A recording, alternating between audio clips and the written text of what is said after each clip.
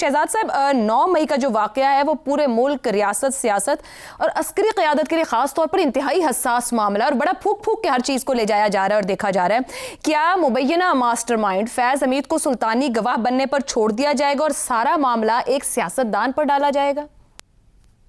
मुबैना mastermind से हम उसको कनेक्ट कर रहे हैं। मुबैना मास्टरमाइंड यानी हम सोच रहे हैं कि शायद ये मास्टरमाइंड है और उसके बाद उसको कनेक्ट कर रहे हैं। इसमें तो कोई शक नहीं, 9 मई हुआ और 9 मई जिस अंदाज में हुआ, ये प्लान एग्जिस्ट करता था।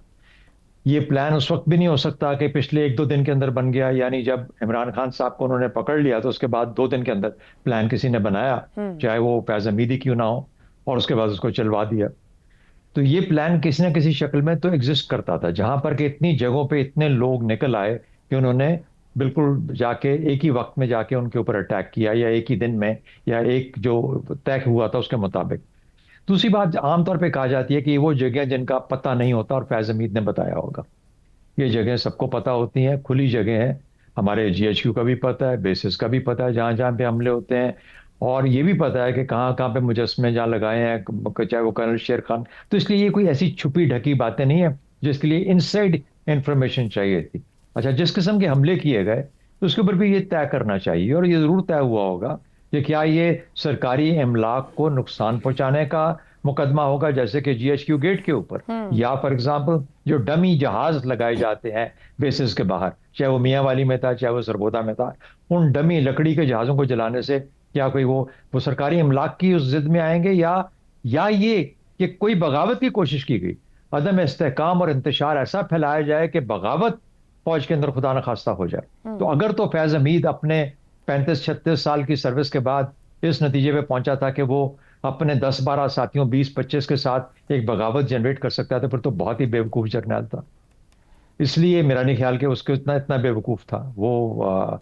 जहां बैठा था, जिस तरीके से जानता है, वो फौज को जानता है, और हम भी बैठे इतने सालों से अपनी अपनी नौकरियां करके जानते हैं, ऐसे नहीं होता। ना ही आसिम मुनीर साहब अपनी जगह छोड़ने वाले थे क्योंकि जीएचक्यू पे, गेट के ऊपर, या किसी 1-2 बेसिस पे, या फैसलाबाद में कहीं हमला हो गया था, या कोर कमांडर के घर पे हमला हो गया था।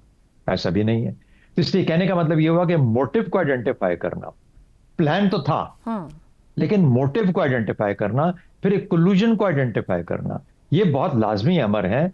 और फिर उसके बाद एक एलिबाई भी है इमरान खान के पास, जैसा जिक्र किया इन्होंने अपना जैगम साहब ने। लेकिन क्या इमरान खान को कनेक्ट किया जा सकता है कि एक ऐसा प्लान है ऑलरेडी पहले से मौजूद था, जिसके अंदर ये कहा गया था कि अगर ऐसा हुआ तो फिर तुम लोग ऐसे करना। जो हुआ वो गलत हुआ, ऐसा नहीं होना चाहिए था, हमारी तारीख में ऐसा कभी नहीं हुआ। और फिर आप ऐसे सिंबल्स के ऊपर अटैक कर रहे हैं जो कि पाकिस्तानी अफवाज से मुतल्लिक है। पाकिस्तानी अफवाज के साथ आपका गुस्सा नहीं हो सकता, लेकिन 1 या 2 अशखास के साथ, या किसी उनकी ऐसे फैसले के साथ जिसको आपको कबूल नहीं है, आप पूरी पाकिस्तानी अफवाज पे हमला नहीं कर सकते।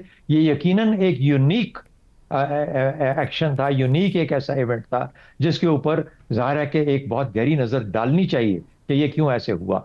और कुछ ऐसे अनासर मिल जाते हैं जो कि किसी के लिए किसी के वक्त भी बगैर सोचे समझे, जाने बूझे, जिस किस्म का कल्ट या जिस किस्म की फॉलोइंग एग्जिस्ट करती है, कतई कलामी की माजरत शहजाद साहब, अगर सिर्फ वाकयात को ही रखा जाए, नवंबर के लॉन्ग मार्च और धरने, मार्च अप्रैल में लाहौर में जमान पार्क पे नहर पर जिस तरह से जो उस वक्त यहाँ पुलिस और जिस तरह की सिक्योरिटी के मामला हो रहे थे, स्टेप बाय स्टेप चीजों को उसी तरफ नहीं ले जाया जा रहा था जिसे हम, ये मैं अंदाजे ही लगा रही हूँ कि प्लान एक सूरत हाल पर पहुंचाया जाए। आयशा, में समझ लेते हैं कि इमरान खान का प्लान ये था कि वो पाकिस्तानी अफवाज के खिलाफ एक जंग छेड़ेगा। अगर वो ऐसा समझता है तो फिर तो वाकई उसको, मेरे ख्याल में, एक आम जिंदगी के अंदर भी उसको कोई ऐसी सजा मिलनी चाहिए कि वो शायद मतलब मुश्किल से सांस ही ले सके। शहजाद साहब, मैं तो कहूंगी कि कोई भी कतई कलामी की माजरत सर, कि कोई सियासतदान तो ऐसा नहीं सोच सकता, बल्कि कोई आम शहरी भी, कि क्या वो इस हद पे जा सकता है कि उन जगहों से गुजरते हुए भी एहतियात बरती जाती है। किसी का ये कॉन्फिडेंस या एतमाद नहीं होता है, तो घर का भेदी वो कॉन्फिडेंस दे सकता है कि रिएक्शन किस हद का हो सकता है, कहां पर कितना हो सकता है और क्या तैयारी है। नहीं, ये जो रिएक्शन की बात करते हैं ना, रिएक्शन, पाकिस्तानी अफवाज है ना, पाकिस्तानी अफवाज अपने लोगों पे गोली नहीं चलाते। ये नहीं कि उसने गार्ड्स के साथ कोल्यूजन की हुई थी, सबको कहा हुआ था लोग आएंगे गोली ना चलाना, ऐसा नहीं है। पाकिस्तानी अफवाज अपने लोगों पे गोली चलाते हो बहुत घबराते हैं। बिल्कुल दुरुस्त। बेशक ऐसी जगह हैं जहां पर कि उनको इस किस्म के एक्शन का जायज थे अगर वो लिए जाते, अगर उन पे जीएचक्यू पे हमला हो रहा। जीएचक्यू की बात करते हैं आप, गेट की बात करते हैं। अब बदकिस्मती से टेररिस्ट जो थे वो तो जीएचक्यू के इंटरनल गेट्स के ऊपर भी पहुंच गए थे। तो इसलिए ये इस किस्म की चीजों के ऊपर पाकिस्तानी अफवाज को इसीलिए दिमाग दिया जाता है, सोच के साथ फैसला करते हैं कि आया ये ऐसा मौका है। गोलियां तो दुश्मन पर चलाने के लिए होती है ना। मेरा मतलब है अगर आपकी सोच से देखा जाए तो इमरान खान ने फैसला कर लिया था कि मैंने जंग करनी है पाकिस्तानी अफवाज के साथ। अगर ऐसा, मैं नहीं समझता ऐसा कर सकता है। मैं ये नहीं कह रही कि कर ली थी। मेरा तो आपसे सवाल ये है कि क्या अभी उस मास्टरमाइंड की तलाश है जो एक बड़े सियासतदान को क्या फिर लेके चल रही थी, या फिर एक मुबैना तौर पर जिसे कहा जा रहा है हुकूमत के अंदर बैठे लोग या सेनेटर्स कह रहे हैं कि एक सुल्तानी गवाह बनने को तैयार है, उस शख्स का सुल्तानी गवाह बनना उसको बचा देगा और मलबा इस सियासतदान पे डाल देगा? मैं हुकूमती लोगों के ऊपर कोई कमेंट नहीं करूंगा, क्योंकि वो एक सियासी उनकी आपस में वो है रिश्ता है, यानी एक कम से कम कंपेटिटिवनेस है, ठीक हो गया। कम से कम मुखासमत है। वो कोई भी तरीका इस्तेमाल कर सकते हैं अपने सियासी मुखालिफ को जेर करने का, और एक ऐसा सियासी मुखालिफ जिससे वो खाइफ है, जिसके थ्रू उनको समझता है कि उनको चोट भी पहुंची हुई है। तो हमारे यहाँ तो दुश्मनी बन चुकी हुई है ये चीज। लेकिन मुझे ज्यादा फिक्र अपनी पाक अफवाज और उनके उससे है कि अगर तो किसी ने ये कोशिश की कि पाक अफवाज में भी कोई समझता है कि वो तफरीक पैदा कर लेगा, बगावत ले आएगा, फैज हमीद वो नहीं हो, फैज हमीद ऐसा नहीं सोच सकता। ये मैं आपको बता सकता। दुरुस्त हो गया। फैज हमीद ऐसा नहीं सोच सकता, सवाल ही पैदा नहीं होता। यानी कम से कम 7 लाख की फौज के अंदर कितने लोग, 20 लोग होंगे, 25 होंगे, 50 होंगे उसके साथ। 50 लोग एक बगावत कर सकते हैं। यानी 1974 में याद रखें, 1974 में एक्चुअल जनरल बगावत हुई थी, एक्चुअल जेन्युइन बगावत हुई थी भुट्टो के खिलाफ, और बिल्कुल कामयाब नहीं हो पाई थी। दुरुस्त हो गया। तो इसलिए ये सोच लेना चाहिए कि ये बिल्कुल खाम ख्याली है किसी की। अलबत्ता अटैक जो किया गया, इसके पीछे जो नीयत है, इसके पीछे जो प्लान है, इसके पीछे जो प्लानर है, उसको जरूर पकड़ना चाहिए। ठीक हो गया। हसन निसार साहब, आपके ख्याल में क्या वाकई मुमकिन नहीं है ऐसा किसी का वादा मुआफ गवाह बनना, और किसी किस्म की कोई मुश्किलात, ये जो 9 मई के मामले को लेकर बहुत सी गुफ्तगू हो रही है, वो नहीं खड़ी होने वाली है? पहली बात तो ये है कि शहजाद साहब ने जो बात की है फैज़ हमीद साहब के हवाले से कि वो नहीं हो सकता, तो उनकी लॉजिक बहुत मजबूत है, तगड़ी है।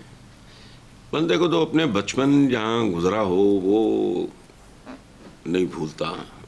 ये मेरा नहीं ख्याल, बहुत मजबूत बात है इनकी। अच्छा, अब बाकी क्या बचता है? बाकी बचता है इमरान खान।